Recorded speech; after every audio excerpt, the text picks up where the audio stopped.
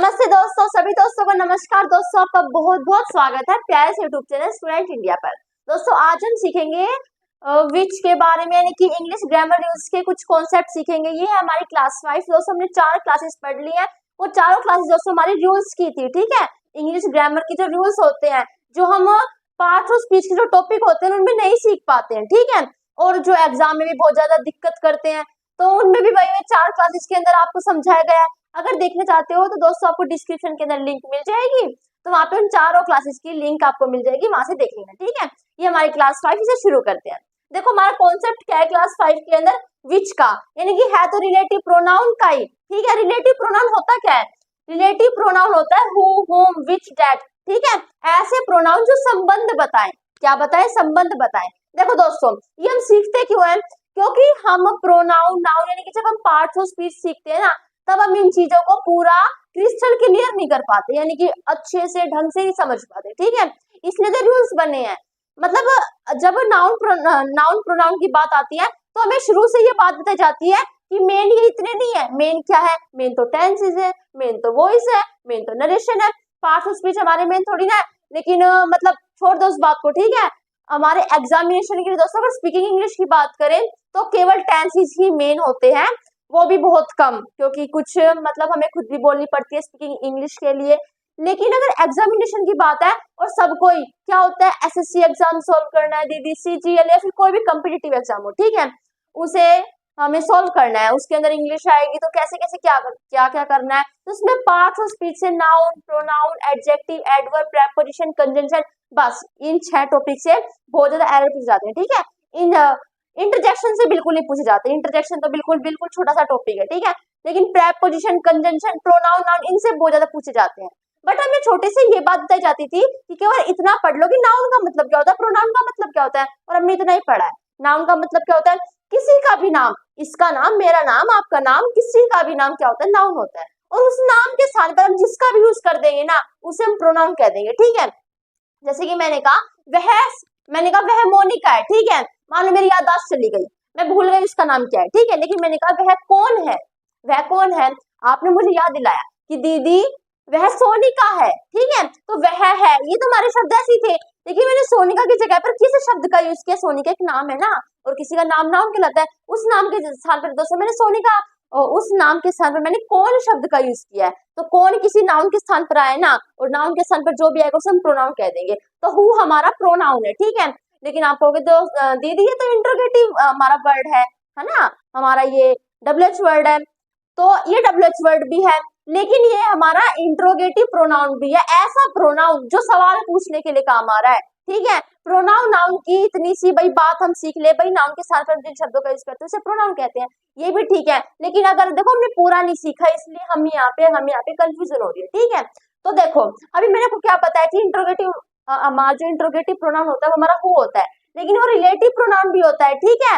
Who का अगर हम प्रश्नवाचक में देखें तो कौन होता है, और इसका हम बिल्कुल एक सिंपल लैंग्वेज में, यानी कि सकारात्मक वाक्य या फिर नकारात्मक वाक्य में देखें तो इसका मतलब दोस्तों जो होता है, ठीक है। क्या होता है? जो होता है, ओके। जैसे कि मैंने कहा वह सोनिका है जो पढ़ रही है, ठीक है। तो मैंने कहा वह सोनिका है, सोनिका पढ़ रही है। रिलेटिव का मतलब होता है रिलेटिव, रिलेशन, संबंध बताए, जो रिलेशन क्या करे, रिलेशन को शो करे, ठीक है। तो वह सोनिका है, सोनिका पढ़ रही है। सोनिका का मतलब भाई सोनिका और सोनिका के पढ़ने दोनों एक ही तो बात है भाई, दोनों संबंधी है।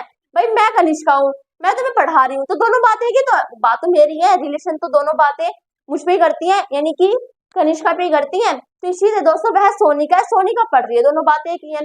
लेकिन इसे मैंने जोड़ने के लिए क्या कहा, वह सोनिका है जो पढ़ रही है। मैं सोनिका पढ़ रही है ये भी कह सकती थी, लेकिन मैंने सोनिका एक नाम है, नाम के स्थान पर मैंने जो शब्द का यूज कर दिया, ठीक है।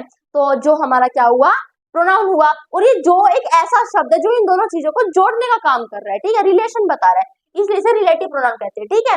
हमारे रिलेटिव प्रोनाउन दोस्तों हु, होम, विच और दैट होते हैं। अब इनका यूज कहाँ करते हैं, इतनी इतनी अगर हम इंफॉर्मेशन जान लेंगे तो बहुत नहीं है दोस्तों, ये भी हमें सीखना है, ठीक है। अब देखो विच का यूज दोस्तों हम एनिमल्स के साथ करते हैं, यानी कि विच का यूज हम कभी भी पर्सन के साथ नहीं करते, ठीक है। नॉन लिविंग थिंग, ठीक है, नॉन लिविंग थिंग के साथ हम इसका यूज करते हैं, लेकिन एनिमल्स के साथ हम इसका यूज कर लेते हैं। यहाँ पे साइंस की बात नहीं हो रही, साइंस में तो हम एनिमल्स में हम भी आ जाते हैं, लेकिन यहाँ पे केवल एनिमल्स की बात हो रही है, यानी कि पशुओं की, पक्षियों की बात हो रही है, ठीक है।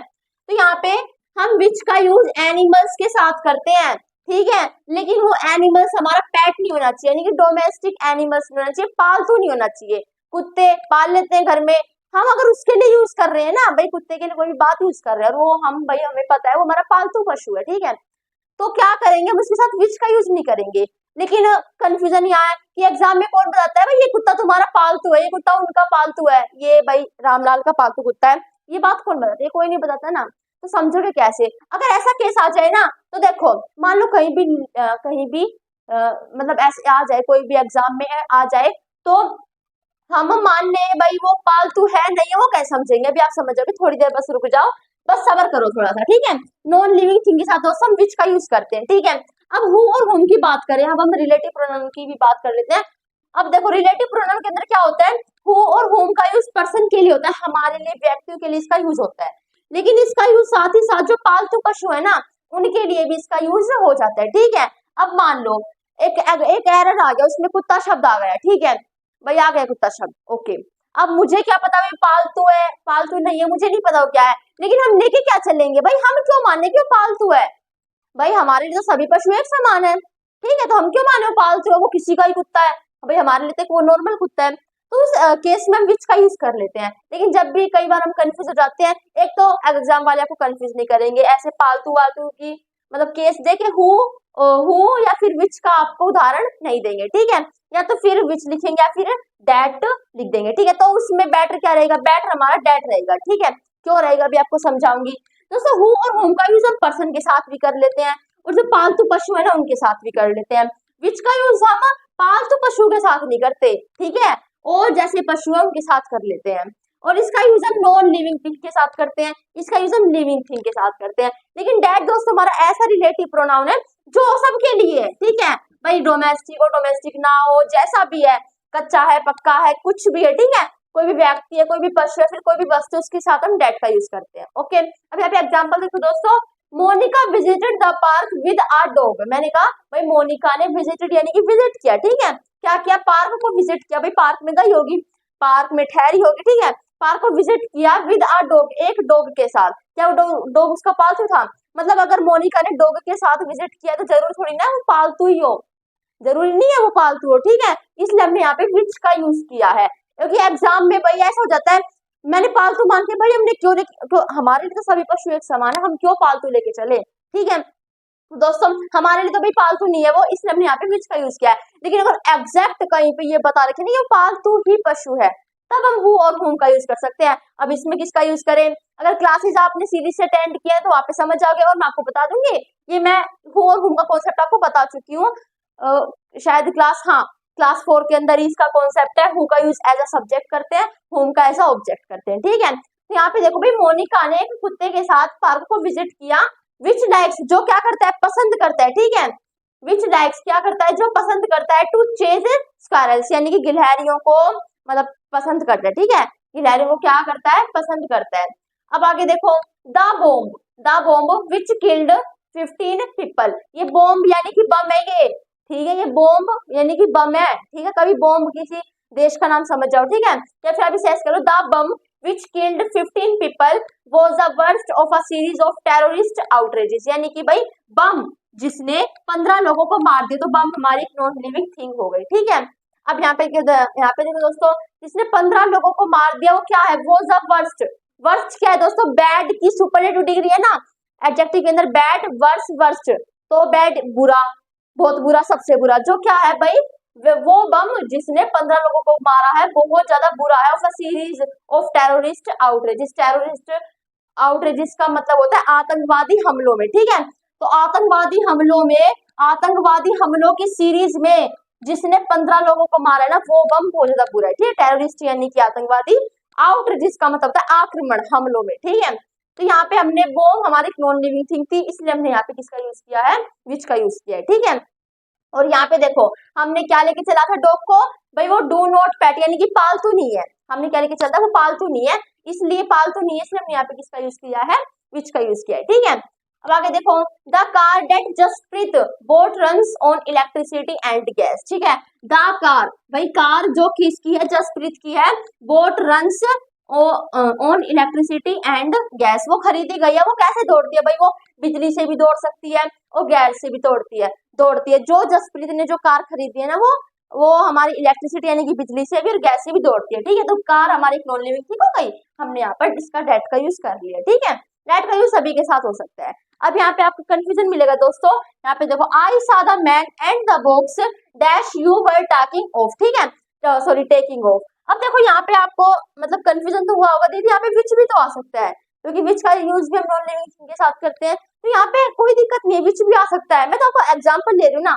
देखो मैंने यहाँ पे मैं आपको वो नहीं करवा रही प्रैक्टिस की भाई हु विच हुम में से कौन सा फिल करना है, वो नहीं है। यहाँ पे तो मैंने आपको सीधा एग्जाम्पल लिया है कि देखो नॉन लिविंग थिंग, जैसे हमने यहाँ पे डेट का यूज कर लिया। ठीक है, लेकिन अगर एग्जाम में आ जाए तो एग्जाम में आपको सिर्फ कंफ्यूज नहीं करेंगे कि भाई डेट और विच एक साथ दे दे। अगर आप भी गए ना तो ज्यादा अच्छा कौन सा रहता है, ज्यादा अच्छा हमारा डेट रहता है, क्योंकि डेट का यूज हम सभी के साथ कर लेते हैं। ठीक है, अब यहाँ पे देखो दोस्तों कंफ्यूजन है हमारी हो सकती है। ठीक है, आई सा मैंने देखा, द मैन एक मैन को, एंड द बॉक्स एक बॉक्स को देखा। ठीक है, dash you were taking of. अब मुझे यहाँ पे बताओ जो तुम्हारे पास था, यहाँ पे हम मतलब फिर क्या करें, क्योंकि मैन हो गया तो हम हुआ फिर होम का भी यूज कर सकते हैं, बॉक्स हो गया तो हम विच का भी यूज कर सकते हैं।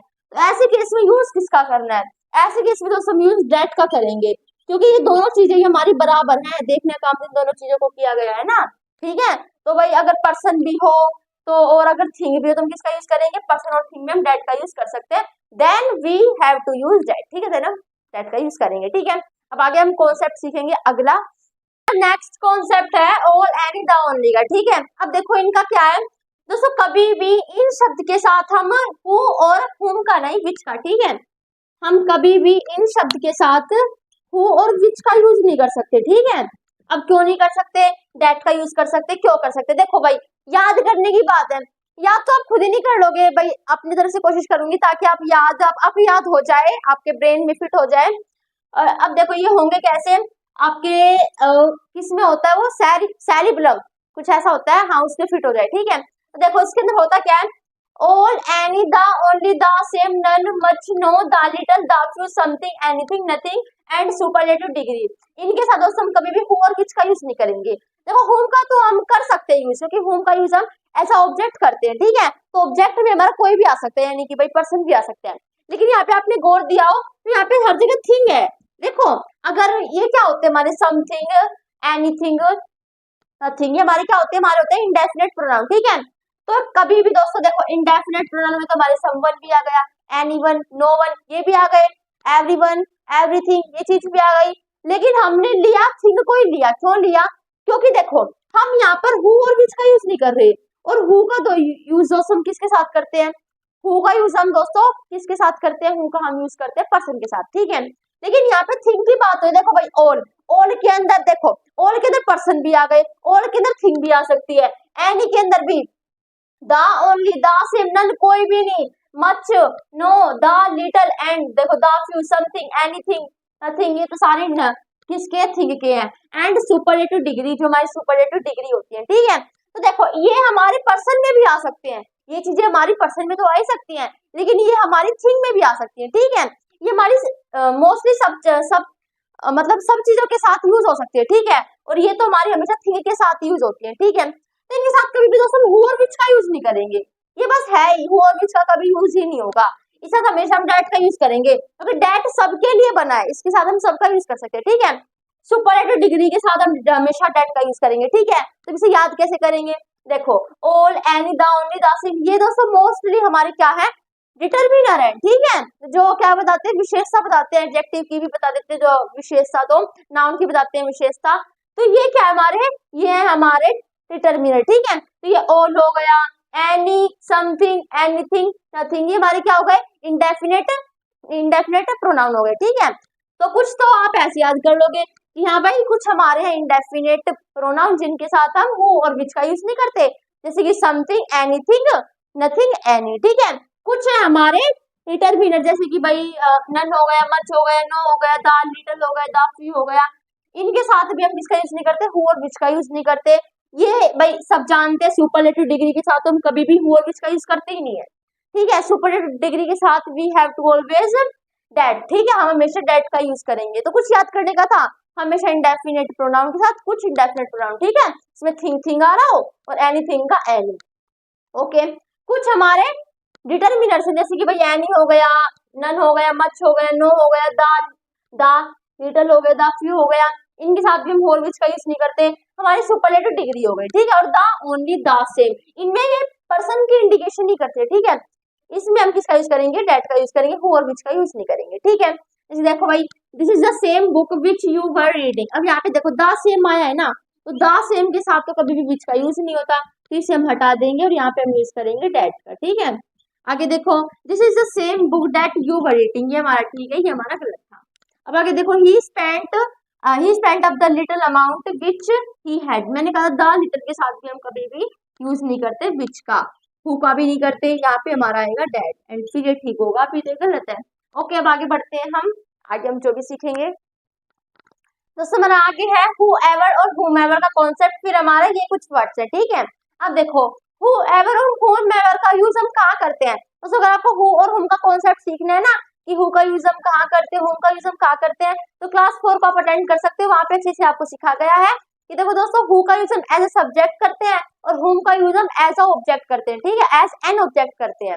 अब यहाँ पे है क्या दोस्तों, अगर whoever आ गया तो एज अ ऑब्जेक्ट, क्योंकि बेशक एवर आ गया लेकिन है तो हु ही, और whom एवर में भी हम ऑब्जेक्ट की तरह इसका यूज करते हैं, ठीक है, इसका मतलब है जो कभी भी, ठीक है, मतलब एवर का मतलब होता है कभी भी, ठीक है, कभी भी इसका मतलब होता है।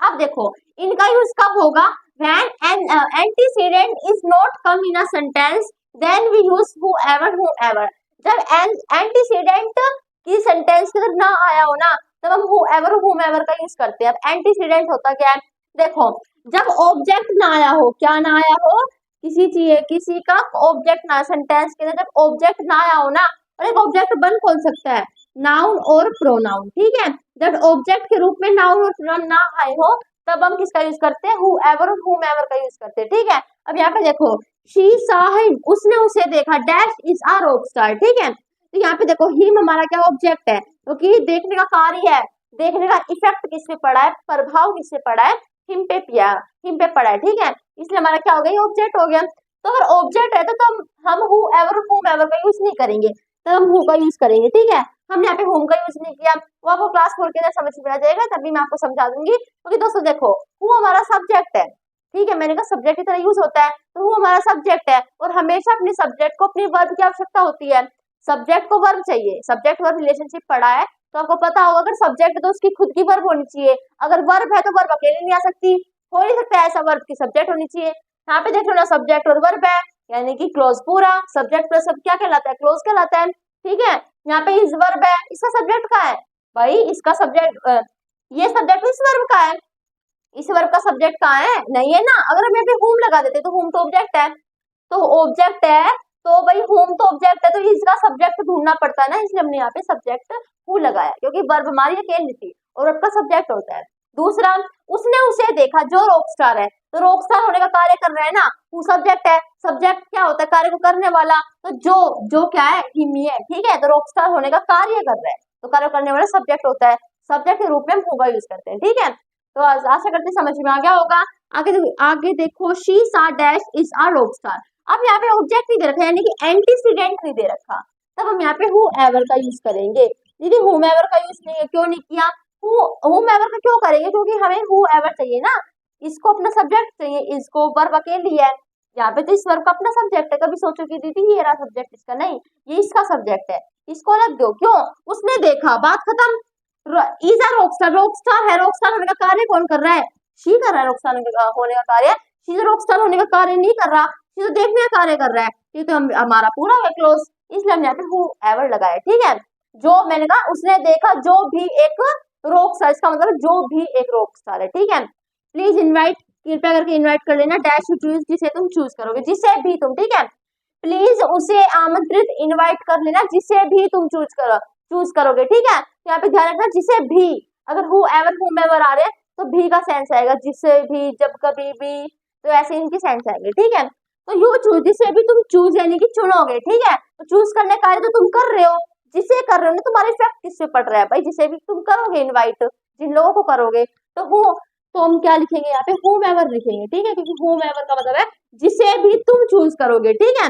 देखो भाई यहाँ पे हो गया हमारा यू चूज, ठीक है, यहाँ पे हमारा क्या आ गया, सब्जेक्ट प्लस में वर्ब क्लोज पूरा। अगर हम मान लो हम यहाँ पे हु एवर लगा देते, हु एवर लगा देते तो सब्जेक्ट हो जाता, और सब्जेक्ट को अपनी वर्ब चाहिए, लेकिन यहाँ पे वर्ब तो है नहीं, इसलिए हमने यहाँ पे होम एवर लगाया, ठीक है। और ये बात ध्यान रखना, हु एवर होम एवर के बाद ऑब्जेक्ट भी वो क्लोज भी आ सकता है, ठीक है। हूम एवर के बाद तो ऑलवेज क्लोज आता ही आता है, लेकिन हु एवर के बाद भी आ सकता है, ठीक है। क्लोज यानी कि सब्जेक्ट और वर्ब।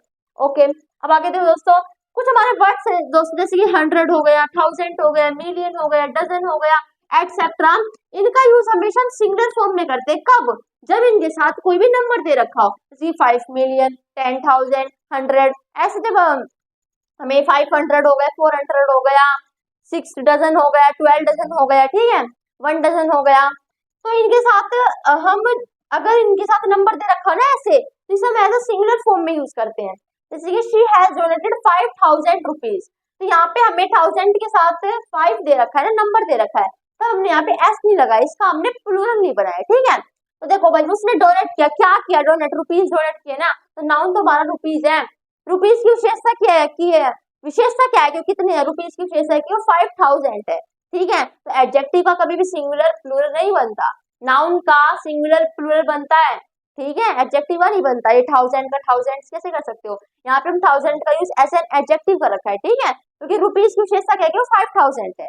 लेकिन इस सेंटेंस के देखो दोस्तों, she had donated thousands of rupees. अब आप कहोगे दीदी अभी आपने कहा कि एज अ सिंगुलर फॉर्म इसका यूज करते हैं, यहाँ पे तो ऐसा आ गया, मैंने क्या कहा, अगर नंबर हो, इसमें नंबर नहीं है, इसके साथ नंबर का है नहीं है ना, ये तो हमारी वर्ब है, तो वन नंबर नहीं है तो हम इसका कैसे यूज करेंगे, हम इसका नंबर नहीं है तो हम इसका बहुवचन में यूज करेंगे। क्यों करेंगे, देखो यहाँ पे मैंने कहा शी हैज डोनेटेड, उसने डोनेट किया, क्या डोनेट किया, थाउजेंड्स डोनेट किया है। ये रुपीज हमारा नाउन नहीं है, क्यों नहीं है नाउन, नाउन क्यों नहीं है ये हमारा, क्योंकि देखो ऑफ है यार दोस्तों, प्रेपोजिशन, ऑफ हमारी प्रेपोजिशन है, और प्रेपोजिशन के बाद प्रेपोजिशनल ऑब्जेक्ट आता है, ठीक है। देखो अब यहाँ पे मेरी बात क्या है, थाउजेंड्स ऑफ रुपीज, यहाँ पे हमारा जो थाउजेंड्स है ना वो नाउन है, ठीक है। यहाँ पे देखो सब्जेक्ट कौन बन सकता है, सब्जेक्ट यानी कि कार्य को करने वाला, कार्य को कर कौन कौन सकता है, या तो फिर नाउन कर सकता है या फिर प्रोनाउन कर सकता है, ठीक है। तो यहाँ पे मैंने कहा शी हैज डोनेटेड, उसने डोनेट किया, क्या डोनेट किया, थाउजेंड्स डोनेट किया है। रुपीज का तो मतलब है थाउजेंड्स ऑफ रुपीज, यानी कि रुपीज का थाउजेंड्स डोनेट किया है, ठीक है। जो पैसे है ना उसके बाद जो रुपीज है, रुपीज यानी कि पैसे होते हैं, रुपीज, तो रुपीज कितने रुपीज, रुपीज भाई वो 100 में है यानी कि 100 में है, 1000 में है, 1000 में, मिलियन में है, लाख में है, कितने में है, तो वो रुपीज का थाउजेंड इसने डोनेट किया है, तो मेन हमारा थाउजेंड नाउन है, ठीक है। तो नाउन अगर हमारा थाउजेंड है तो नाउन का हम सिंगुलर बना सकते हैं, सिंगुलर से हम उसका प्लूरल बना सकते हैं, इसलिए हमने यहाँ पे बहुवचन में ऐसा बहुवचन इसका यूज किया, ठीक है। तो ये हमारा क्या है, सब्जेक्ट है, सॉरी सब्जेक्ट नहीं हमारा यहाँ पे नाउन है, ठीक है, सब्जेक्ट नहीं नाउन है, क्योंकि इसमें है कि डोनेट क्या किया है और क्या क्या उत्तर हमारा नाउन होता है, ठीक है। आगे देखो यहाँ पे देखो थाउजेंड्स ऑफ रुपीज, रुपीज भी हमारा नाउन है, लेकिन मेन नाउन हमारा दोस्तों यहाँ पे या है, या यहाँ हमारा यहाँ पे ये है। आप मेरी बात नहीं समझे, देखो अभी समझाऊंगी मैं आपको। मैं क्या कह रही दोस्तों कि इनके साथ हम कभी भी किसका यूज नहीं करते, इनके साथ अगर ये हमें नंबर के साथ दे रखे हैं तो हम इसका सिंगुलर फॉर्म में यूज करेंगे, नंबर के साथ दे दिया सिंगुलर फॉर्म में यूज किया है, लेकिन अगर नंबर के साथ नहीं दिया तो हम इसका बहुवचन में यूज करेंगे। क्यों करेंगे, क्योंकि ये हमारा एज अ नाउन है, और नाउन का हम सिंगुलर से प्लूरल बना सकते हैं। तो आपको ये समझाने की कोशिश कर रही हूँ, फिर करते समझ गए होंगे, ठीक है। आगे देखो शी हैज डोनेटेड 5000 रुपीज, हमारा गलत है, क्योंकि अगर नंबर में दे रखे हो तो एस नहीं लगता, इसे हटाओ, ठीक है। शी बॉट 2 डजन एग्स, ये हमारा बिल्कुल ठीक है, क्योंकि यहाँ पे एक्स आ सकता है, एक्स में क्या गलती है, आ सकता है एक्स, नंबर है तो हम डजन बिल्कुल ठीक लगाया है, 2 डजन ऑफ एक्स, ये हमारा गलत है, ठीक है। अब क्यों गलत है, क्योंकि यहाँ पे देखो 2 डजन आ गया।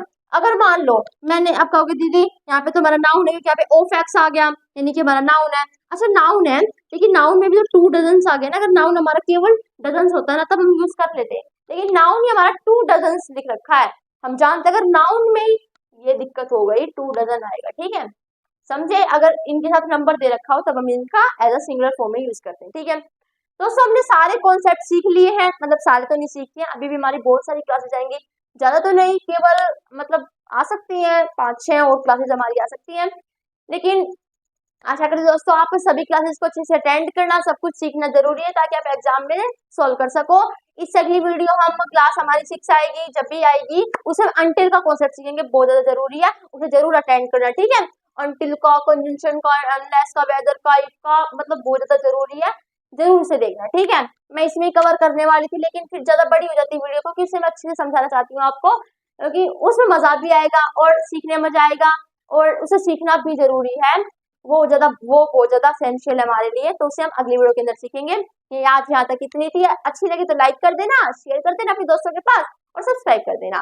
Thanks for watching my video and तक देखिए, बहुत बहुत धन्यवाद। और सब्सक्राइब करना चैनल को बहुत ज्यादा जरूरी है, क्योंकि क्लासेस हैं जो हम मतलब ले रही हूँ मैं, तो उनकी नोटिफिकेशन आपके पास पहुंच जाए, तो उसके लिए जरूरी है, ठीक है। तो सब्सक्राइब कर देना और आपका बहुत बहुत धन्यवाद। जय हिंद, जय भारत।